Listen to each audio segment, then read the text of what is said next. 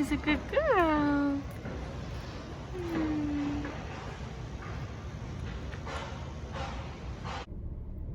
Hey guys, I'm just sitting in the parking lot of my vet right now because Annie's going in for some blood work. So I haven't really talked too much about this on my channel, but I recently adopted a second dog. Her name is Annie. She is so sweet.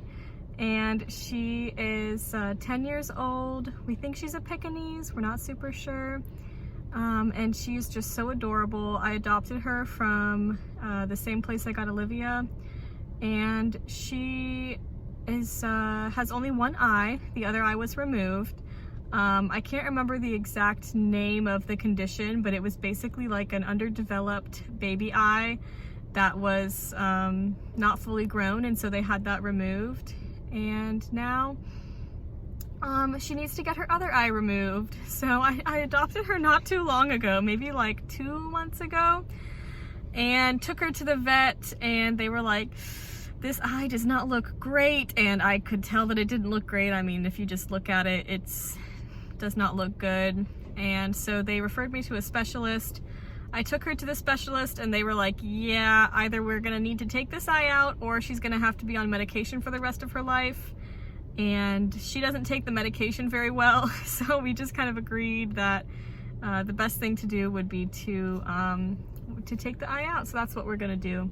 So she has that surgery next week. Today she's just at the vet for some preliminary blood work to make sure that she can actually go under the anesthesia. She should be all fine, but she is 10 years old and we believe she has a grade 1 heart murmur. So grade 1 usually shouldn't be a big deal. She should be fine, but it's just something to keep in mind.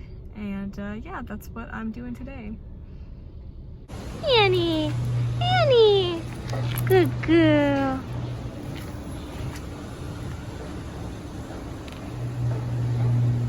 Did you get some blood work done? Yeah.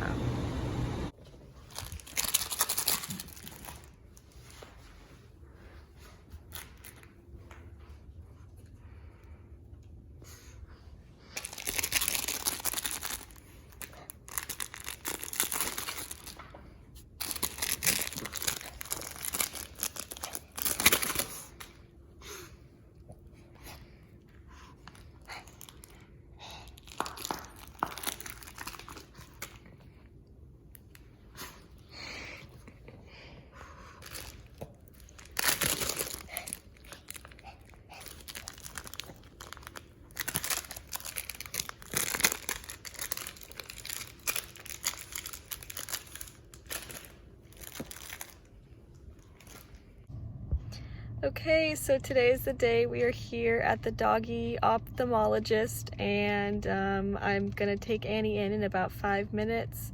She's just over here chilling. What a good girl. So this is the eye that we're gonna have removed.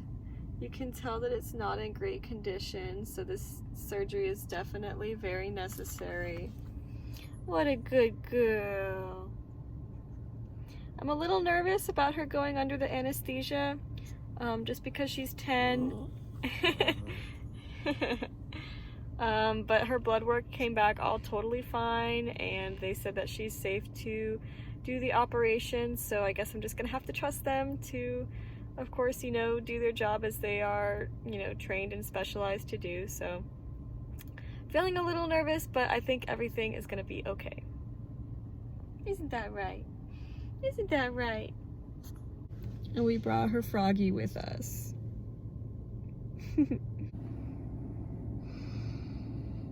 Hey guys, I am working today after dropping Annie off. It's now like 3 p.m. and I got a call around 10:30 or 11 letting me know that Annie's surgery went really well and she's doing perfectly fine and there was no problem with the anesthesia.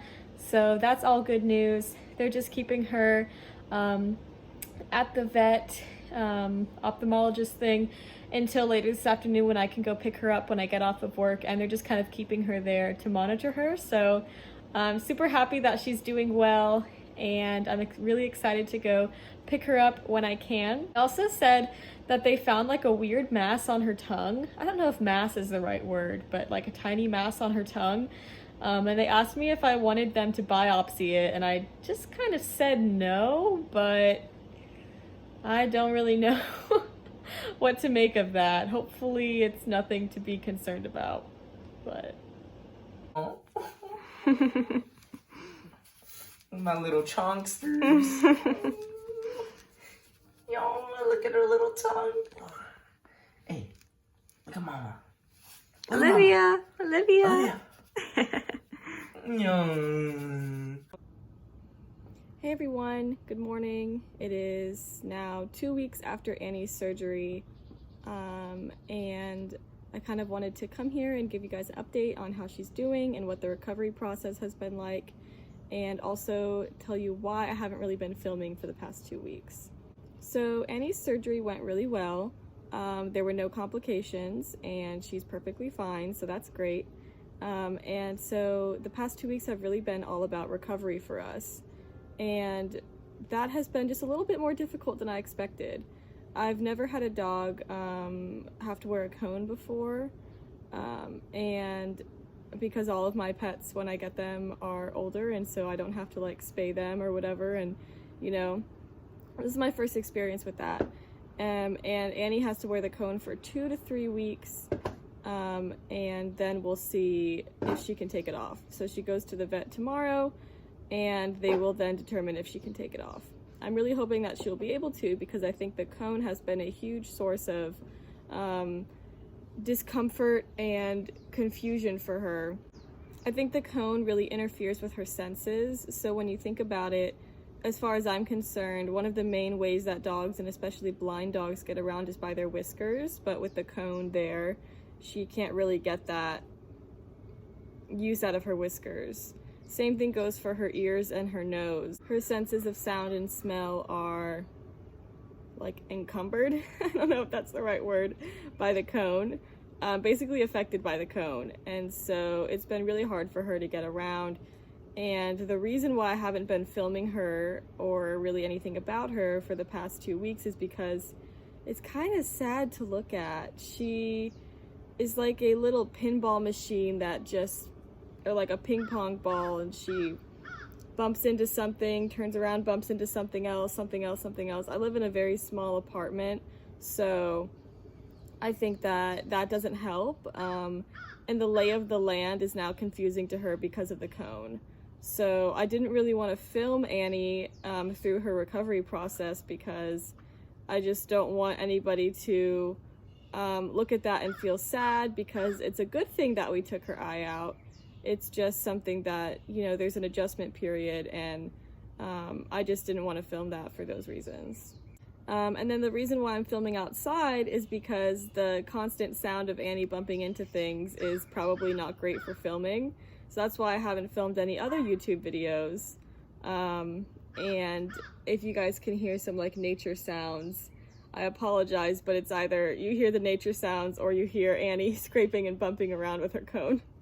So take your pick. So now I'm gonna give you guys a little bit more information about the actual recovery.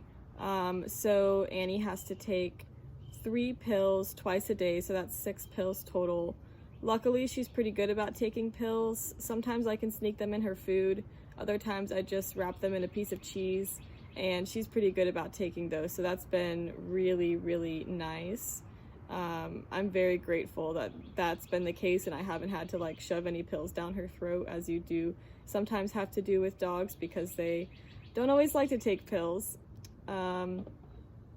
At one point, Annie stopped eating them in her food, and then she kind of stopped eating the food altogether if the pill was in there, so I had to kind of adjust and go back to the cheese method at that point. When it comes to feeding, she can't really get her cone around the bowl.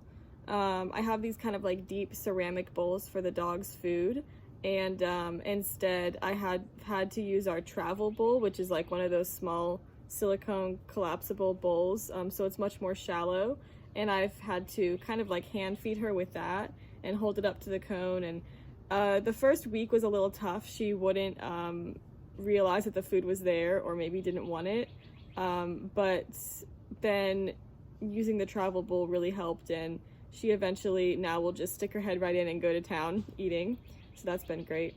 The first like 2 or 3 days was incredibly rough because she was just barking constantly. They said that this is very common when dogs undergo this type of surgery, is that they come out of the surgery and they're very disoriented, and also sometimes in pain, which is partially what the medication is for. So the first 2 days, and I don't have children, but I felt like a mother whose baby was constantly crying and you couldn't get away from it. Annie was just constantly barking, and those were some sleepless nights for me.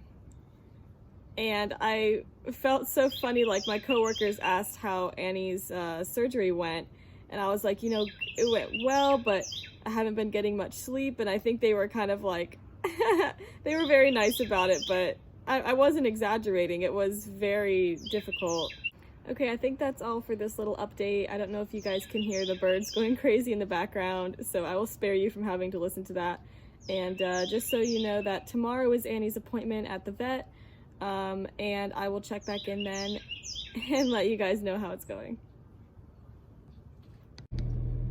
Hey everyone, it is 2 weeks and 1 day since Annie's surgery, and I'm on my way to take her to the eye center to get her eye checked out, and hopefully her cone gets to come off today. So Annie, Annie girl, good girl. Yeah, we're very hopeful to get the cone off today, so fingers crossed.